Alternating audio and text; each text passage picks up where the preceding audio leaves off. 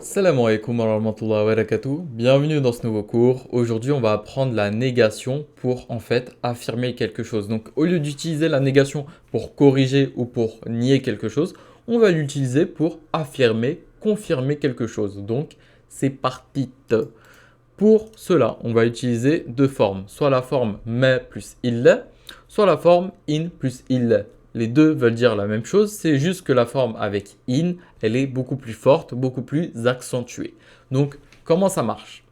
Donc, la phrase wa rasulun, ici, ça veut dire il est un messager. Si je dis mais plus le mubtada, ensuite je dis il, puis le khabar, ça veut dire la phrase ma wa illa rasulun ou in wa illa rasulun, ça veut dire il n'est rien d'autre qu'un messager. Donc ici, on fait la négation il n'est rien d'autre, mais en fait, pour affirmer qu'il est rien d'autre, mais un messager. Il est bien un messager. Donc il n'est rien d'autre qu'un messager. Donc ici, ça fonctionne avec une jumla ismiya. Donc ici, huwa, c'est le mubtada, donc le sujet de la phrase.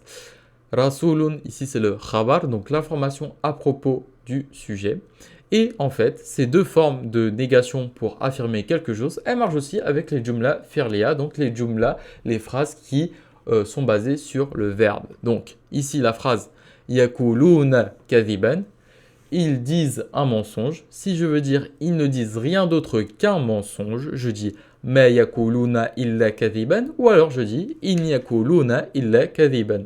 Donc voilà, il ne faut pas oublier que ma illa et in illa ça veut dire la même chose, juste que in illa c'est plus accentué, beaucoup plus fort. C'est utilisé pour dire que quelque chose n'est rien d'autre que une chose, pour en fait faire une forme de négation, mais en fait pour affirmer quelque chose. Donc voilà, j'espère que vous avez bien compris. Prenez soin de vous, passez une très bonne journée. Salam alaikum wa rahmatullah wa barakatuh.